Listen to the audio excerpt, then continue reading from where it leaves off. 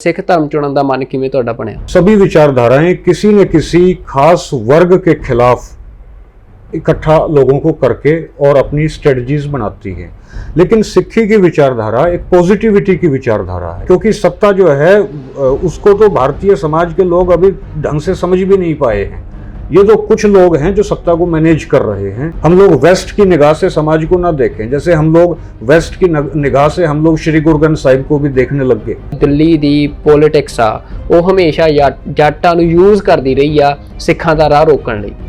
ਤਾਂ फ्यूचर दे विच की ਇਹ सिनेरियो चेंज होने की संभावना ਤੁਹਾਨੂੰ लगदी आ? किसान मूवमेंट के बीच में बीजेपी ने, आरएसएस ने ये कोशिश की थी कि एसवाईएल के मुद्दे पर हरियाणा पंजाब को दोबारा से लड़वाया जाए, लेकिन उस चीज़ का मजाक उड़ाया हरियाणा के लोगों ने, बीजेपी का मजाक उड़ाया। भविष्य ये है कि हरियाणा अब 100% जो है ना सिक्खी के रास्ते पर चलने के लिए तैयार बैठा है। जैसे आरएसएस के जब कैडर कैंप्स लगते हैं तो इनके कैडर कैंप्स लगते हैं 21 दिन का कैडर कैंप, इनका 1 हफ्ते का कैडर कैंप। सिक्खी का 10 लाख लोगों का कैडर कैंप अब दिल्ली में चल रहा है और पिछले 1 साल से चल रहा है।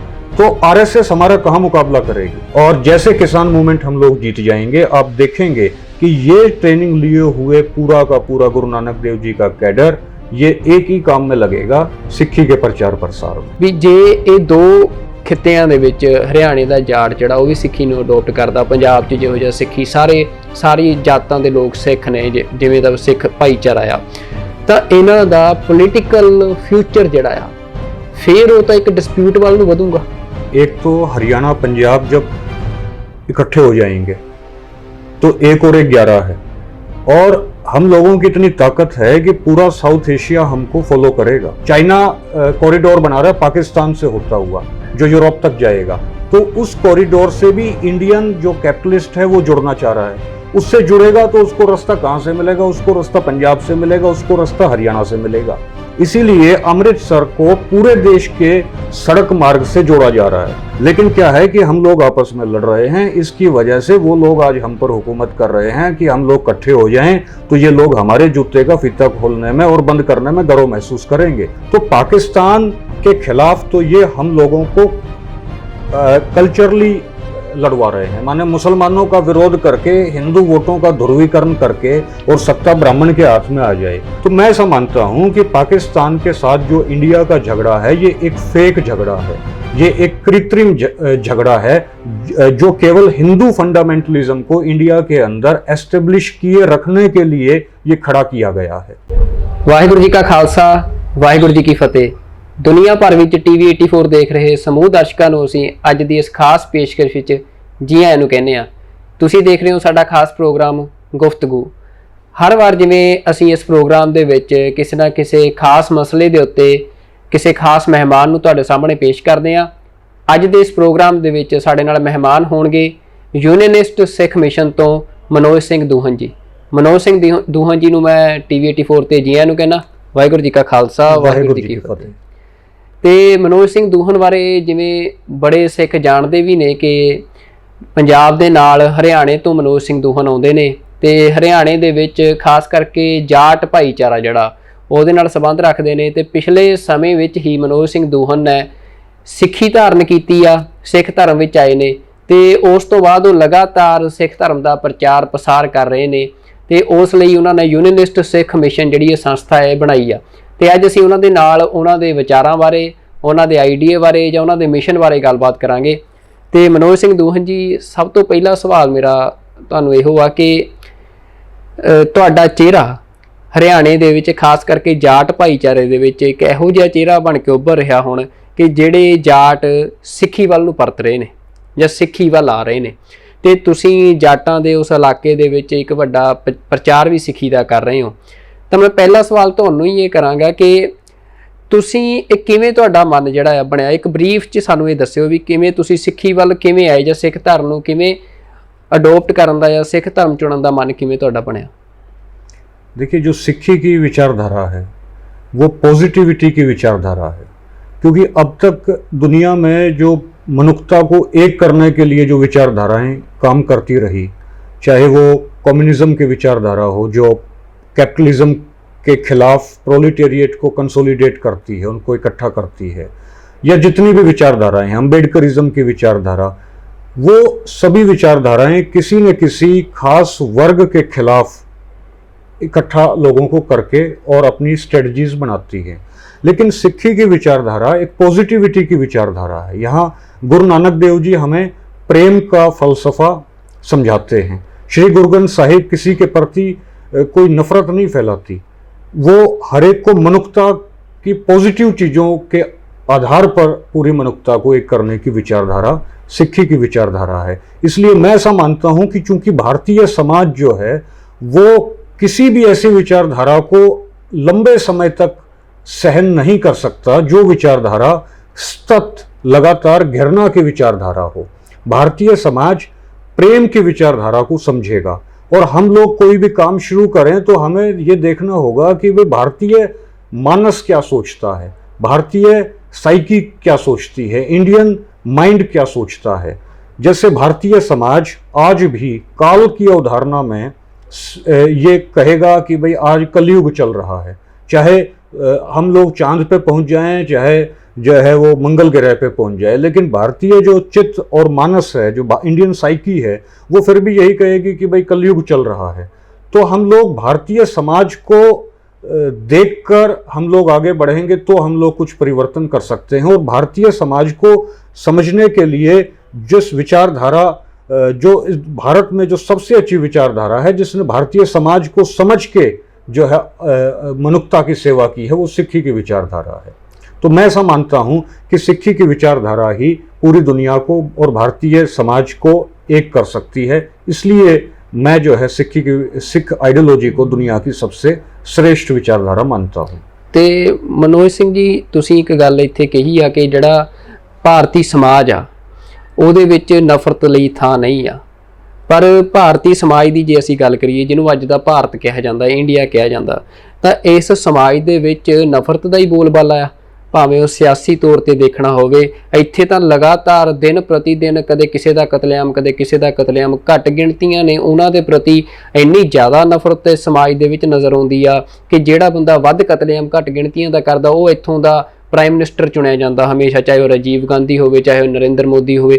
ਤੇ ਤੁਸੀਂ ਇਹੋ ਜਿਹੇ ਸਮਾਜ, ਤੁਸੀਂ ਮਤਲਬ ਭਾਰਤੀ ਸਮਾਜ ਦੀ ਜਦੋਂ ਗੱਲ ਕਰਦੇ ਹੋ ਤਾਂ ਕੀ ਤੁਸੀਂ ਕਿਹੜਾ ਭਾਰਤੀ ਸਮਾਜ ਕਹਿ ਰਹੇ ਹੋ? अब देखो, 5 तारीख को मुजफ्फरनगर में रैली हुई, किसान वहाँ पहुँचे। ये जो रैली में जो लोग इकट्ठा हुए, किसी भी पॉलिटिकल पार्टी में इतनी ताकत नहीं है कि इतने ज़्यादा संख्या में लोगों को एक जगह पर इकट्ठा कर सके।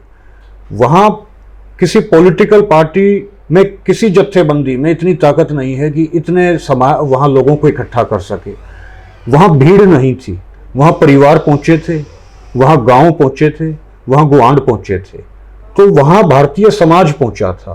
तो भारतीय समाज ऐसा नहीं है कि वो जिंदा समाज नहीं है, लेकिन हम लोग जो वेस्टर्न एजुकेशन को पढ़ लिख गए तो हम लोग ये मानते हैं कि जो गांव का आदमी है ये अनपढ़ आदमी है, ये गांव का आदमी कुछ नहीं जानता। फिर हम उसको कार्ल मार्क्स की फिलॉसफी समझाने लगेंगे, उसको हम बताने लगेंगे भाई प्रोलेटेरिएट क्या है, कैपिटलिज्म क्या है, सोशलिज्म क्या है, वो ये नहीं समझेगा। भारतीय समाज जो है उसके अंदर विकृतियां आई, ये बात सही है, पश्चिमी सभ्यता की वजह से आई, मौजूदा जो पॉलिटिकल सेटअप है उसकी वजह से आई, लेकिन आज भी भारतीय समाज मरा नहीं है और उसकी ताकत 5 तारीख को समाज ने दिखाई है मुजफ्फरनगर की रैली में। तो हम लोग भारतीय समाज की साइकी को समझ के अगर चलेंगे, जैसे गुरु नानक देव जी ने, जैसे श्री गुरु ग्रंथ साहिब है, श्री गुरु ग्रंथ साहिब में हजारों बार राम शब्द का जो है वो लिखा हुआ है, मुरारी शब्द है, परमेश्वर शब्द है, तो और वाहेगुरु और वाहगुरु शब्द भी है। लेकिन वाहेगुरु 13 बार है, वाहेगुरु 3 बार है। लेकिन उसके बावजूद भी पंजाब के अंदर जिस शब्द का सबसे ज़्यादा इस्तेमाल होता है वो होता है वाहेगुरु का, जबकि सबसे ज़्यादा शब्द तो राम है, जबकि सबसे ज़्यादा शब्द तो मुरारी है, परमेश्वर है श्री गुरु ग्रंथ साहिब में। उसका रीज़न ये है कि गुरु नानक देव जी जानते थे कि जहाँ भारतीय समाज खड़ा है वहाँ से बात को शुरू करके और इनके दिमाग को कहाँ तक हमको लेकर जाना है, अकाल पुरख की यात्रा इनको करवानी है, इनको निराकार परमेश्वर की यात्रा करवानी है। तो जहां भारतीय समाज खड़ा है हमको यात्रा वहीं से शुरू करनी पड़ेगी। आपने कहा कि भाई सत्ता जो है वो सत्ता भारतीय समाज को रिफ्लेक्ट नहीं करती, सत्ता भारतीय समाज का आईना नहीं है। भारतीय समाज क्योंकि सत्ता जो है उसको तो भारतीय समाज के लोग अभी ढंग से समझ भी नहीं पाए हैं। ये तो कुछ लोग हैं जो सत्ता को मैनेज कर रहे हैं, और लेकिन फिर भी इनके 70 साल होने के बावजूद भी ये आज भी जो है इनकी विचारधारा, आरएसएस की विचारधारा वो गांव तक पैठ नहीं जमा पाई है। गांव का आम आदमी तक भी इनकी विचारधारा नहीं पहुंच पाई है, इनके इतने सत्ता में रहने के बावजूद भी। तो मेरा कहने का मतलब यह है कि हम सत्ता के एंगल से भारतीय समाज को ना समझें, हम भारतीय समाज को समझें कि गांव का आदमी किस तरीके से सोचता है। और गांव का आदमी इस तरीके से सोचता है कि वो ये मानता है कि आज कलयुग चल रहा है। भारतीय समाज के अंदर जो काल की फलसफी है, फलसफा है, वो कलयुग का है। तो भारतीय जो गांव का आदमी है उस हिसाब से हम भारतीय समाज को देखें। हम लोग वेस्ट की निगाह से समाज को ना देखें। जैसे हम लोग वेस्ट की निगाह से हम लोग श्री गुरु ग्रंथ साहिब को भी देखने लग गए। जैसे हम श्री गुरु ग्रंथ साहिब में वेस्ट की निगाह से देख के उसमें बिग बैंग थ्योरी हम लोग ढूंढने लग गए, उसके अंदर हम लोग साइंस को खोजने लग गए। नहीं, हम लोग, ये हमारी कमजोरी है। हम दुनिया को देखें तो श्री गुरु ग्रंथ साहिब की विचारधारा के अनुसार देखें, हम दुनिया को देखें तो भारतीय समाज के अनुसार देखें। हम लोग राजनीतिक एंगल से ना देखें चीज़ों को, हम लोग जो है वेस्ट के एंगल से ना देखें। तो मेरा ऐसा मानना है कि भारतीय समाज आज भी जिंदा समाज है। आरएसएस की विचारधारा भारतीय समाज के अंदर कभी भी जो है एक निर्धारित कास्ट, जैसे ब्राह्मण कास्ट है, उसके अंदर कुछ हो सकता है, उनके वेस्टेड इंटरेस्ट हों कि वो आरएसएस की तरफ झुकाव उनका हो जाए, लेकिन आम भारतीय का आरएसएस की तरफ और ये जो घृणा की विचारधारा जो फैला रहे हैं इनकी तरफ जो है झुकाव नहीं होगा। ये सेल्फ कंट्राडिक्टरी विचारधाराएं हैं, ये एक लेवल तक तो पहुंच सकती हैं, लेकिन उससे आगे इनकी जो है इनका ह्रास, इनका पतन, इनका जो है नेगेटिव इनका ग्राफ होना शुरू हो जाएगा। लेकिन मनोज सिंह जी, ਜਿਹੜਾ ਭਾਰਤੀ ਸਮਾਜ ਅਸੀਂ ਗੱਲ ਕਰਦੇ ਹਾਂ, ਜਦੋਂ ਬ੍ਰਿਟਿਸ਼ਰਸ ਵੀ ਇੱਥੇ ਸੀ, ਪੋਲਿਟੀ ਬ੍ਰਿਟਿਸ਼ਰਸ ਕੋਲ ਸੀ, ਪਰ ਸਮਾਜ ਦਾ ਜਿਹੜਾ ਇੰਸਟੀਚਿਊਟ, ਸੋਸ਼ਲ ਇੰਸਟੀਚਿਊਟ ਸੀ, ਉਹਦੇ ਉੱਤੇ ਇੱਥੋਂ ਦੇ ਲੋਕ ਕਿਸੇ ਨਾ ਕਿਸੇ ਤਰੀਕੇ ਦੇ ਨਾਲ ਕਾਬਜ਼ ਸੀ। ਉਹ ਉੱਥੋਂ ਜਿਹੜੀ ਆ ਇੰਡੀਅਨ ਆਈਡੈਂਟੀਟੀ ਦੀ, ਭਾਰਤੀ ਪਛਾਣ ਦੀ ਉਪਜ ਜਿਹੜੀ ਹੁੰਦੀ ਆ ਵੀ ਉਹ ਫਿਰ ਇੱਕ ਇੰਡੀਅਨ ਸਟੇਟ ਦੇ ਰੂਪ ਦੇ ਵਿੱਚ ਸਾਹਮਣੇ ਆਉਂਦੀ ਆ। ਅੱਜ ਦਾ ਇਹ ਸਮਾਂ 1947 ਤੋਂ ਵੀ ਅਸੀਂ ਗੱਲ ਕਰੀਏ, ਇੱਕ ਲੰਮਾ ਸਮਾਂ ਲੰਘ ਚੁੱਕਿਆ ਆ। ਉਹਦੇ ਵਿੱਚ ਇੱਕ ਭਾਰਤੀ ਸਮਾਜ ਦੀ ਤੁਸੀਂ ਗੱਲ ਕਰ ਰਹੇ ਹੋ, ਆਰਐਸਐਸ ਨੂੰ ਤੁਸੀਂ ਕੰਟਰਾਡਿਕਟ ਕਰ ਰਹੇ ਹੋ, ਪਰ ਆਰਐਸਐਸ ਦੀ ਵੀ ਸਾਰੀ ਆਈਡੀਓਲੋਜੀ ਭਾਰਤੀ ਸਮਾਜ ਤੇ ਖੜੀ ਆ। ਤੇ ਉਸੇ ਭਾਰਤੀ ਸਮਾਜ ਦੀ ਵੰਨਗੀ ਦੇ ਵਿੱਚ ਅਖੰਡ ਭਾਰਤ ਦੀ ਗੱਲ ਕਰਨੀ ਹੋਵੇ ਜਾਂ ਭਾਰਤੀ ਸਮਾਜ ਦੀ ਗੱਲ ਕਰਨੀ ਹੋਵੇ ਤਾਂ ਉਸ ਭਾਰਤੀ ਸਮਾਜ ਦੀਆਂ ਜੜ੍ਹਾਂ ਦੇ ਵਿੱਚ ਤਾਂ ਕਾਸਟਿਜ਼ਮ ਬੜਾ ਡੀਪਲੀ ਰੂਟਡ ਆ। ਤੇ ਉਹਦੇ ਵਿੱਚ ਤੁਸੀਂ ਇਹ ਦੇਖੋ ਵੀ ਮੈਂ ਜਿਵੇਂ ਤੁਸੀਂ ਵੀ ਜਿਹੜੀ ਤੁਹਾਡਾ ਉਭਾਰ ਹੋਇਆ ਉਹਦੇ 'ਚ ਇਹ ਜਿੰਨਾ ਕੁ ਮੈਨੂੰ ਜਾਣਕਾਰੀ ਆ ਕਿ ਜਦੋਂ ਜਾਟ ਅੰਦੋਲਨ, ਰਾਖਵਾਂਕਰਨ ਅੰਦੋਲਨ ਚੱਲਿਆ, ਤੁਸੀਂ ਸਟਰਗਲ ਦਾ ਹਿੱਸਾ ਬਣੇ, ਫਿਰ ਤੁਹਾਡੇ 'ਤੇ ਕੇਸਿਸ ਵੀ ਹੋਏ, ਤਾਂ ਉਸ ਤੋਂ ਬਾਅਦ ਤੁਸੀਂ ਜੇਲ੍ਹ ਦੇ ਵਿੱਚ ਪੜ੍ਹਿਆ, ਤੁਸੀਂ ਫਿਰ ਸਿੱਖੀ ਵੱਲ ਨੂੰ ਆਏ। ਤਾਂ ਅੱਜ ਵੀ ਇਹ ਕਿਹਾ ਜਾਂਦਾ ਕਿ ਜਾਟਾਂ ਦੇ ਵਿੱਚ ਸਿੱਖੀ ਦੀ ਮੂਵਮੈਂਟ ਮਨੋਜ ਸਿੰਘ ਦੂਹਨ ਚਲਾ ਰਿਹਾ। ਤਾਂ ਸਿੱਖੀ ਦੇ ਵਿੱਚ ਤਾਂ ਜਾਤ ਪਾਤ ਹੈ ਨਹੀਂ, ਤਾਂ ਤੁਸੀਂ ਆਪਣੇ ਆਪ ਨੂੰ ਕਿਵੇਂ ਜਾਤ ਨਾਲੋਂ ਅਲੱਗ ਕਰ ਰਹੇ ਹੋ, ਜਾਂ ਭਾਰਤੀ ਸਮਾਜ ਜਿਹਦੀ ਤੁਸੀਂ ਗੱਲ ਕਰ ਰਹੇ ਹੋ ਆਪਣੇ ਆਪ ਨੂੰ ਕਿਵੇਂ ਜਾਤ ਨਾਲੋਂ ਅਲੱਗ ਕਰ ਸਕਦਾ ਹੈ? देखो, एक है भाई साहब वर्ण व्यवस्था। आप गांव में जाएं, आप पूछें कि भाई इस गांव में शूद्रों के घर कौन से हैं, तो शायद ही गांव में कोई आदमी ये बता पाएगा कि गांव में शूद्रों के घर कौन से हैं। आप ये पूछें गांव में क्षत्रियों के घर कौन से हैं, तो क्षत्रियों के घर भी कोई नहीं बता पाएगा। आप पूछें गांव में किसी भी नॉर्थ इंडिया के किसी भी गांव में, हम पूछें भी वैश्य समाज के घर कौन से हैं, नहीं बता पाएंगे। लेकिन हम पूछें भी गांव में जाटों के घर कौन से हैं, गांव में जो है चमारों के घर कौन से हैं, गांव में वाल्मीकि जाति के घर कौन से हैं, गांव में तरखानों के घर कौन से हैं, तो लोग हमें बता देंगे। तो भारतीय समाज के अंदर जो कास्ट है वो एक सामाजिक सच्चाई है, और जो वर्ण व्यवस्था है वो सामाजिक सच्चाई नहीं है। वर्ण व्यवस्था केवल किताबों में है। वर्ण व्यवस्था क्षत्रिय, ब्राह्मण, वैश्य, शूद्र, इनकी हायरार्की हमको केवल किताबों में मिलेगी, लेकिन गांव के अंदर हमें कहीं भी वैश्य, शूद्र, क्षत्रिय नहीं मिलेगा। गांव के अंदर हमें कास्ट मिलेगी। और अब इस कास्ट को ही हमको मोबिलाइज करना पड़ेगा। हमारी जो स्ट्रेटजी रहेगी वो हमें इस कास्ट को रिकॉग्नाइज करके ही इस कास्ट को हमें मोबिलाइज करना पड़ेगा, क्योंकि आरएसएस आर्य समाज इस कास्ट को इस्तेमाल करके ही उन्होंने सिक्खी को रोका था। जैसे आर्य समाज ने 1875 में जब आर्य समाज बनाया तो दयानंद सरस्वती ने सत्यार्थ प्रकाश में यह लिखा है कि जब ऐसे ही जाट जी जैसे महापुरुष संसार में हों तो पोप लीला संसार में न चले। जहां गरुड़ पुराण का खंडन किया है दयानंद सरस्वती ने सत्यार्थ प्रकाश में, वहां जाटों को जाट जी कहा है। उससे पहले जाटों को जन्म कुंडली के अंदर शूद्र और राक्षस, ऋग्वेद के अंदर जाटों को नरभक्षी और चचनामा में उनको चंडाल, इस तरीके से भी मतलब कि बताया जाता था। हालांकि वो चीजें समाज के अंदर नहीं कर पाई, लेकिन उनकी मेंटलिटी इस किस्म की थी। तो जाट शब्द का इस्तेमाल करके ही दयानंद ने जाटों को अपने पक्ष में लिया, लेकिन हम लोग वहां स्ट्रेटजी में मार खा जाते हैं। और इस वजह से हम लोग उन जाटों के अंदर या जो गुज्जर हैं उनके अंदर या यादवों के अंदर हम लोग पेनिट्रेट कर नहीं पाते। लेकिन थोड़ा सा हमें लिबरल होना पड़ेगा हालात को देखते हुए, मैं ऐसा मानता हूँ। ये बात सही है कि भाई हम जात पात से ऊपर उठे हुए हैं, लेकिन ट्राइब्स हैं इस मुल्क के अंदर, ट्राइब्स दुनिया के अंदर भी काम करती हैं। और जो यूएनओ का चार्टर है वो भी ये कहता है कि भाई ट्राइब्स को अपना ट्राइबल कल्चर को संरक्षित करने का, उसको प्रिजर्व करने का अधिकार है। तो मैं ऐसा मानता हूँ कि जो जाट है, गुज्जर है, यादव है, ये जाति नहीं है, ये ट्राइब्स हैं। और हर ट्राइब को अधिकार है कि अपने ट्राइबल कल्चर की रक्षा करे, यही इंडिया की डाइवर्सिटी है। लेकिन ब्राह्मण क्या करता है, मनुवादी शक्तियां क्या करती हैं, वो इन ट्राइब्स को कहेंगे कि ये तो जाति है। जाति नहीं है, जाति हिंदू व्यवस्था में है, वर्ण व्यवस्था में है। हम लोग हिंदू कभी रहे नहीं, हम लोग, हमारा अपना ट्राइबल कल्चर रहा है जाटों का, तो हम लोग इनसे अलग हैं इनके विचारधारा से। और इस चीज़ को हम आपस में इनको मिला नहीं सकते, इंटरमिंगल नहीं कर सकते कि हम भी कास्ट हैं, हम ट्राइब हैं। जाट एक ट्राइब है बेसिकली। और इस चीज़ को अगर हम लोग रिकग्नाइज करेंगे तो इस कम्युनिटी को हम जो है मोबिलाइज कर सकते हैं अपने हक में, मनुष्यता के हक में। जैसे जाटों ने जाट रेजिमेंट बनाई।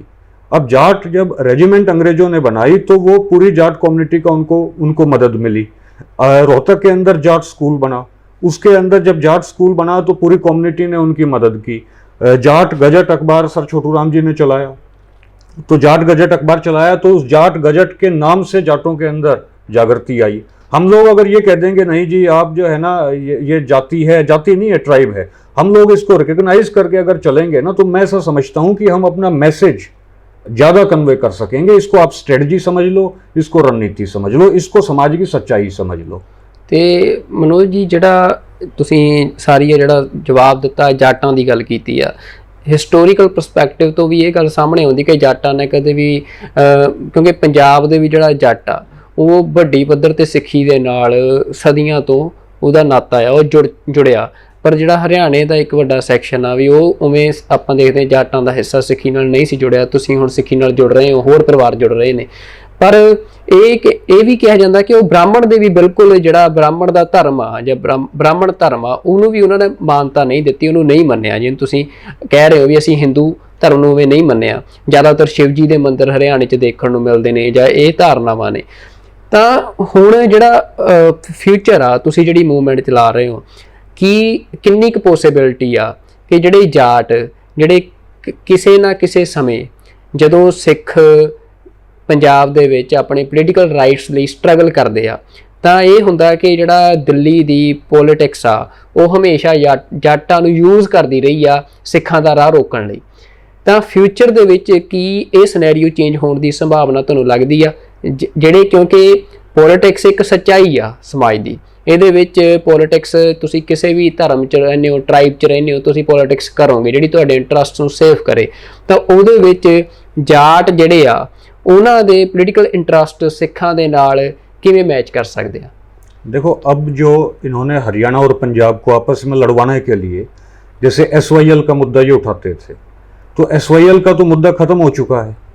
हरियाणा के अंदर भी जब किसान मूवमेंट के बीच में बीजेपी ने, RSS ने ये कोशिश की थी कि SYL के मुद्दे पर हरियाणा पंजाब को दोबारा से लड़वाया जाए, लेकिन उस चीज़ का मजाक उड़ाया हरियाणा के लोगों ने, बीजेपी का मजाक उड़ाया कि भाई ये SYL ले आए हैं, ये डूब गए हैं, रोहतक भी डूब गया जी, सोनीपत भी डूब गया, ये पानी ले आए हैं बीजेपी वाले। तो कहने का मतलब ये है कि जो आपने बताया भाई भविष्य क्या है, भविष्य ये है कि हरियाणा अब 100% जो है ना सिक्खी के रास्ते पर चलने के लिए तैयार बैठा है, और सबकॉन्शियस माइंड में पूरे हरियाणा के अंदर जो है वो सिक्खी आ चुकी है। माने हर आदमी हरियाणा के अंदर जो किसान कौम से संबंध रखता है उसके अंदर सिक्खी आ चुकी है, सिक्खी का बीज उसके अंदर पड़ चुका है। जैसे RSS के जब कैडर कैंप्स लगते हैं तो इनके कैडर कैंप्स लगते हैं 21 दिन का कैडर कैंप, इनका 1 हफ्ते का कैडर कैंप। 21 दिन का कैडर कैंप को बोलते हैं OTC, ऑफिसर्स ट्रेनिंग कैंप, प्रथम शिक्षा वर्ग, और ये प्राथमिक शिक्षा वर्ग जो इनका 1 हफ्ते का लगता है। फिर इनका 48 दिन के लगभग लगता है नागपुर के अंदर, और वहाँ इनके होते हैं 400 आदमी, जैसे 21 दिन के कैडर कैंप में इनके में शामिल हो गए, 21 दिन तक रहे वहाँ, उनका ये ब्रेन वॉश करते हैं। तो गुरु नानक देव जी की ऐसी कृपा हुई अब कि सिक्खी का 10 लाख लोगों का कैडर कैंप अब दिल्ली में चल रहा है, और पिछले 1 साल से चल रहा है। तो RSS हमारा कहाँ मुकाबला करेगी? गुरु नानक देव जी का जो कैडर कैंप दिल्ली में चल रहा है, जिसमें ट्रेनिंग हो रही है लोगों की, और किसके लिए ट्रेनिंग हो रही है? श्री गुरु ग्रंथ साहिब की फलसफे पर ट्रेनिंग हो रही है, मनुष्यता के फलसफे पर ट्रेनिंग हो रही है, सेवा के फलसफे पर ट्रेनिंग हो रही है, घृणा के फलसफे पर नहीं, प्रेम के फलसफे पर। I invite you in the game of love. Guru Nanak Dev ji कहते हैं मैं तुम्हें प्रेम के खेल में आमंत्रित करता हूं। तो जो दिल्ली के अंदर इतने बड़े पैमाने के ऊपर जो कैडर कैंप श्री गुरु नानक देव जी ने लगा रखा है, उसकी वजह से पूरा का पूरा उत्तर भारत जो है ना वो सिक्खी में ट्रेनिंग ले रहा है भाई साहब। और जैसे किसान मूवमेंट हम लोग जीत जाएंगे, आप देखेंगे कि ये ट्रेनिंग लिए हुए पूरा का पूरा गुरु नानक देव जी का कैडर ये एक ही काम में लगेगा, सिक्खी के प्रचार प्रसार में। और हरियाणा जो है वो मूल रूप से सिक्खी में पहले भी था, लेकिन मैं ऐसा मानता हूं कि हम सिखों ने ही उस चीज़ के ऊपर ध्यान नहीं दिया, मुझे माफ़ करना, सिखों ने ही, सिख आइसोलेशन में चले गए 84 के बाद, और वो सेग्रीगेट हो गए। सेंट्रल गवर्नमेंट ने उनके खिलाफ साजिश रची और सिख पंजाब से बाहर नहीं निकल पाए। लेकिन ये किसान मूवमेंट की वजह से सिख बाहर निकले, सिक्खी बाहर निकली। और मैं ऐसा मानता हूं कि ये जो पॉलिटिकल इश्यूज हैं ये बहुत पीछे रह जाएंगे। हरियाणा पंजाब में एकता जो है वो बहुत कायम हो चुकी है, और आगे ये बढ़ेगी, कम नहीं होगी। ਤੇ ਹਰਿਆਣਾ ਪੰਜਾਬ ਦੀ ਗੱਲ, ਤੁਸੀਂ ਪੋਲੀਟੀਕਲ ਇਸ਼ੂਜ਼ ਦੀ ਗੱਲ ਕੀਤੀ ਆ, 84 ਦੀ ਗੱਲ ਕੀਤੀ। 84 ਦੇ ਵਿੱਚ ਇੱਕ ਬਹੁਤ ਵੱਡਾ ਅਟੈਕ ਅਸਾਲਟ ਸਿੱਖਾਂ ਤੇ ਹੋਇਆ, ਜਿਸ ਤੋਂ ਬਾਅਦ ਸਿੱਖਾਂ ਨੂੰ ਇਹ ਲੱਗਿਆ ਕਿ ਜਦੋਂ ਇੱਕ ਦੇਸ਼ ਦੀ ਫੌਜ, ਆਰਮੀ ਤੁਹਾਡੇ ਤੇ ਅਟੈਕ ਕਰਦੇ ਤਾਂ ਫਿਰ ਮਤਲਬ ਉਹ ਤਾਂ ਯੂਨਾਈਟਿਡ ਨੇਸ਼ਨ ਦਾ ਚਾਰਟਰ ਵੀ ਇਹ ਗੱਲ ਕਹਿੰਦਾ ਵੀ ਇੱਥੇ ਗੱਲ ਖਤਮ ਆ, ਹੁਣ ਤੁਹਾਡਾ ਰਾਈਟ ਟੂ ਸੈਲਫ ਡਿਟਰਮੀਨੇਸ਼ਨ ਦਾ ਰਾਈਟ ਬਣਦਾ ਆ ਜਦੋਂ ਤੁਹਾਡਾ ਜੈਨੋਸਾਈਡ ਹੋ ਜਾਂਦਾ। ਤੇ ਉਹ ਸਿੱਖਾਂ ਨੇ ਕਲੇਮ ਕੀਤਾ। ਉਸ ਤੋਂ ਬਾਅਦ ਪੰਜਾਬ ਦੇ ਵਿੱਚ ਫੇਕ ਇਨਕਾਊਂਟਰਸ ਦਾ ਦੌਰ ਜਾਂ ਇੱਕ ਪੂਰੀ ਜੰਗ ਚੱਲੀ।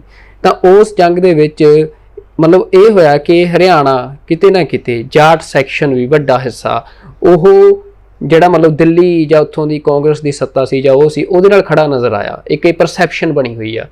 ਤਾਂ ਫਿਊਚਰ ਦੇ ਵਿੱਚ ਜਿਵੇਂ ਅੱਜ ਮੋਦੀ ਸਰਕਾਰ ਆ, ਮੋਦੀ ਸਰਕਾਰ ਕਹਿ ਰਹੀ ਆ ਕਿ ਪੰਜਾਬ ਤੇ ਹਰਿਆਣਾ ਦਾ ਮੈਨੂੰ ਕੋਈ ਫਰਕ ਨਹੀਂ ਪੈਂਦਾ, ਇਹ 2 ਸਟੇਟਾਂ ਦੀ ਗੱਲ ਆ, ਜਿਹੜਾ ਕਿਸਾਨ ਸੰਘਰਸ਼ ਵੀ ਆ। ਤੇ ਉਸ ਦੇ ਵਿੱਚ ਜੇ ਹੁਣ ਹਰਿਆਣੇ ਦਾ ਜਾਟ ਸੈਕਸ਼ਨ ਆ ਜਾਂ ਕਿਸਾਨੀ ਦਾ ਸੈਕਸ਼ਨ ਆ ਉਹ ਵੀ ਸਿੱਖੀ ਧਾਰਨ ਕਰ ਲੈਂਦਾ, ਪਰ ਉੱਥੇ ਵੀ ਜਿਹੜੀ ਫਿਰ ਉਹਦੀ ਸੰਘਰਸ਼ ਆ, ਸੰਘਰਸ਼ ਤਾਂ ਗੁਰੂ ਸਾਹਿਬ ਨੇ ਵੀ ਕੀਤਾ।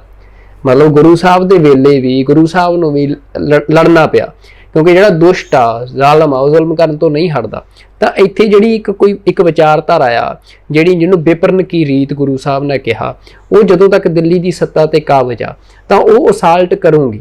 ਜਦੋਂ ਉਹਨੇ ਅਟੈਕ ਕਰਨਾ ਆ ਤਾਂ ਉੱਥੋਂ ਰਿਟੈਲੀਏਟ ਵੀ ਅਟੈਕ ਨਾ ਹੋਣਾ। ਤਾਂ ਉਹਦੇ ਵਿੱਚ ਕੀ ਪੋਸੀਬਿਲਿਟੀ ਜਿਹੜੀ ਆ ਉਹ ਤੁਹਾਨੂੰ ਲੱਗ ਰਹੀ ਆ ਵੀ ਫਿਊਚਰ ਦੇ ਵਿੱਚ ਵੀ ਜੇ ਇਹ 2 ਖਿੱਤਿਆਂ ਦੇ ਵਿੱਚ ਹਰਿਆਣੇ ਦਾ ਜਾਟ ਜਿਹੜਾ ਉਹ ਵੀ ਸਿੱਖੀ ਨੂੰ ਅਡੋਪਟ ਕਰਦਾ, ਪੰਜਾਬ 'ਚ ਜਿਹੋ ਜਿਹਾ ਸਿੱਖੀ ਸਾਰੀ ਜਾਤਾਂ ਦੇ ਲੋਕ ਸਿੱਖ ਨੇ, ਜਿਵੇਂ ਦਾ ਸਿੱਖ ਭਾਈਚਾਰਾ ਆ, ਤਾਂ ਇਹਨਾਂ ਦਾ ਪੋਲੀਟੀਕਲ ਫਿਊਚਰ ਜਿਹੜਾ ਆ ਫਿਰ ਉਹ ਤਾਂ ਇੱਕ ਡਿਸਪਿਊਟ ਵੱਲ ਨੂੰ ਵਧੂਗਾ। ਤੇ ਉਹਦੇ ਵਿੱਚ ਤੁਸੀਂ ਮਤਲਬ ਉਹਦਾ ਕਿਵੇਂ ਦਾ ਰੋਲ ਜਿਹੜਾ ਹਰਿਆਣੇ ਦੇ ਜਿਹੜੇ ਜਾਟ ਨੇ ਉਹਨਾਂ ਦੀ ਪੋਲੀਟੀਕਲ ਕੌਨਸ਼ੀਅਸਨੈਸ ਜਿਹੜੀ ਆ, ਜਿਹੜੀ ਬੜੀ ਅਸੀਂ ਦੇਖਿਆ ਇੰਡੀਅਨ ਨੈਸ਼ਨਲਿਜ਼ਮ ਦੇ ਨਾਲ ਬਹੁਤ ਜ਼ਿਆਦਾ ਜੁੜੀ ਹੋਈ ਆ, ਤੇ ਉਹਦੇ ਵਿੱਚ ਵੀ ਕੋਈ ਤਬਦੀਲੀ ਆਉਂਦੀ ਤੁਹਾਨੂੰ ਨਜ਼ਰ ਆ ਰਹੀ ਹੈ?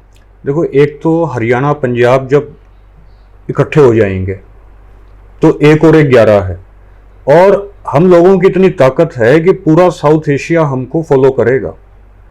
अब तक तो यह है कि हम लोग आपस में लड़ रहे थे, इसलिए हम लोगों को कोई फॉलो नहीं कर रहा था। तो जो मोदी ने कहा है ना कि भाई ये तो थोड़े हैं संख्या में, तो इससे क्या फर्क पड़ेगा, भाई तुम्हारी जमात कितनी है, भाई मोदी किस कास्ट से बिलोंग करता है, मोहन भागवत किस कास्ट से बिलोंग करता है, उनकी जमात, उनकी पॉपुलेशन कितनी है, वो तो माइक्रो माइनॉरिटी में है। और हम लोग तो एग्रीकल्चरिस्ट ट्राइब से बिलोंग करते हैं जो पूरे वर्ल्ड के अंदर है। तो इसलिए मैं ये कहना चाह रहा हूं, हम लोग घट गिनती नहीं है। घट गिनती के अंदर तो आरएसएस के लोग हैं, घट गिनती के अंदर तो ये हिंदू फंडामेंटलिस्ट लोग हैं। अच्छा, दूसरा हमारा जो स्ट्रेटजिक जो महत्व है हरियाणा पंजाब का, हमारी जो जियो पॉलिटिकल हमारी लोकेशन है हरियाणा पंजाब की। अब देखो, हरियाणा दिल्ली को 3 तरफ से घेरता है, और अभी चाइना कॉरिडोर बना रहा है पाकिस्तान से होता हुआ, जो यूरोप तक जाएगा। तो उस कॉरिडोर से भी इंडियन जो कैपिटलिस्ट है वो जुड़ना चाह रहा है। उससे जुड़ेगा तो उसको रास्ता कहाँ से मिलेगा? उसको रास्ता पंजाब से मिलेगा, उसको रास्ता हरियाणा से मिलेगा। इसीलिए अमृतसर को पूरे देश के सड़क मार्ग से जोड़ा जा रहा है। पूरे भारत में सड़कों से, जामनगर से भी अमृतसर में रोड बन रही है, बंगाल से भी, कलकत्ता से भी अमृतसर में रोड बन रही है, अमृतसर से ऊपर भी कश्मीर तक भी जो है रोड बन रही है। तो वो किस लिए बन रहे हैं? क्योंकि हमारा जो महत्व है वो जियो पॉलिटिकल, हमारी जो लोकेशन है ना वो बहुत ज़बरदस्त है। दिल्ली जो है उसको हम चारों तरफ से घेरते हैं, तो हम तो नेचुरल लीडर हैं इस मुल्क के अंदर। और इस मुल्क के अंदर कौन हुकूमत करेगा? इस मुल्क के अंदर हम हुकूमत करेंगे। इस मुल्क के अंदर कोई नागपुर से कोई आरएसएस का आदमी आकर थोड़ा ना हुकूमत करेगा। लेकिन क्या है कि हम लोग आपस में लड़ रहे हैं, इसकी वजह से वो लोग आज हम पर हुकूमत कर रहे हैं कि हम लोग इकट्ठे हो जाएं तो ये लोग हमारे जूते का फीता खोलने में और बंद करने में गर्व महसूस करेंगे। इसलिए मोदी जो कह रहा है कि भाई आप घट गिनती में हो, घट गिनती में नहीं है हम लोग। नानकपंथियों की संख्या भी इस मुल्क के अंदर बहुत ज़्यादा है। इवन मुसलमानों के अंदर भी आपको नानकपंथी मिलेंगे। अब मेरे दादाजी जो हैं वो चौधरी इंदर सिंह, दादी राम कौर, तो हम लोग तो बेसिकली तो सिख थे।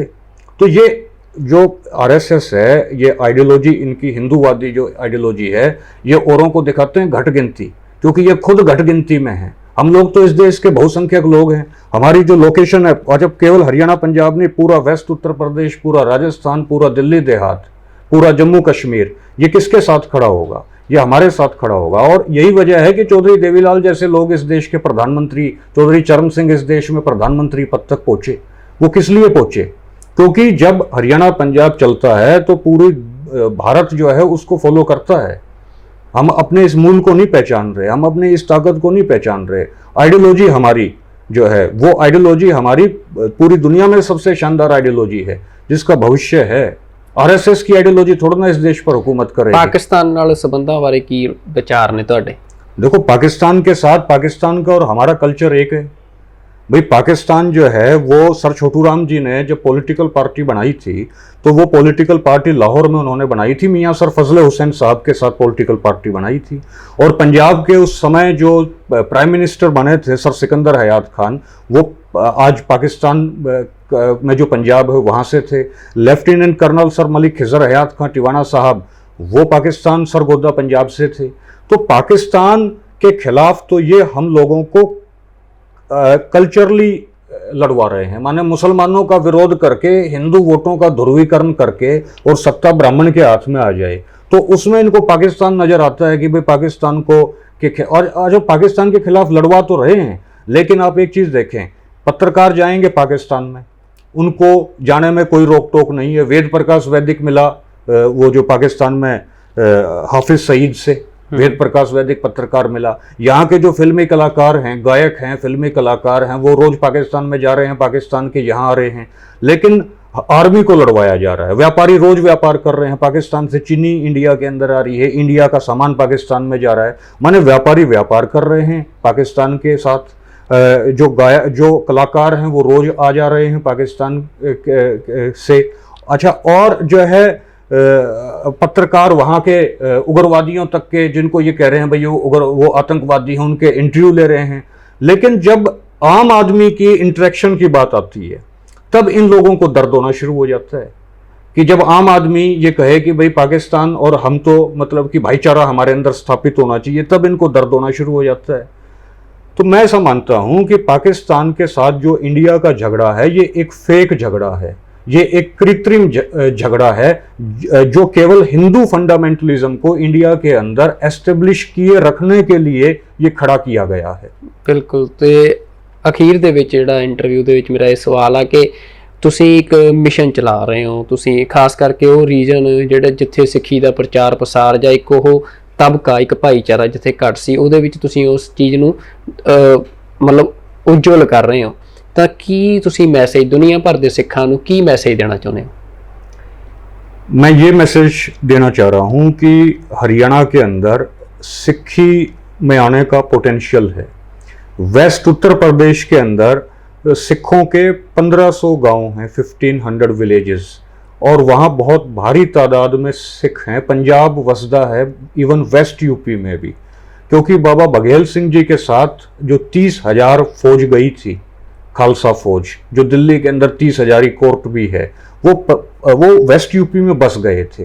इसी तरीके से राजस्थान के अंदर जो बहुत भारी पोटेंशियल है सिक्खी में आने के लिए, तो मैं ऐसा मानता हूं कि सिख जत्थेबंदियां अगर वेस्ट यूपी में, राजस्थान में प्रचार अगर करना शुरू करती हैं, तो मैं समझता हूं, क्योंकि आरएसएस भी तो प्रचार कर रही है। अभी 2021 में सेंसस मान लीजिए होना था, अब तो कोरोना की वजह से हो सकता है 2022 में हो, तो आरएसएस के मोहन भागवत ने कहा कि आदिवासी अपना धर्म हिंदू धर्म लिखवाएं।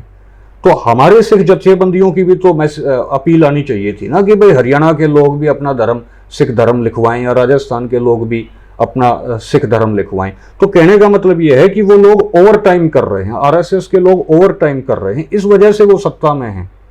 भारतीय समाज वैसा नहीं सोचता, लेकिन हम लोग वर्क नहीं कर रहे। लेकिन मेरा निवेदन ये है, मेरी अपील ये है कि हम लोग ध्यान दें, अपने लोगों पर ध्यान दें, और जैसे ईसाई मिशनरीज काम करती हैं या जैसे इस्लामिक मिशनरीज काम करती हैं, उस तरीके से सिखों को भी अब अपने रिलीजन में मिशनरी जो है धर्म इसको बनाना पड़ेगा। क्योंकि गुरु नानक देव जी ने कहा ना भाई 96 करोड़ी खालसा होगा, तो 96 करोड़ी खालसा इसको मिशनरी धर्म बनाने से होगा।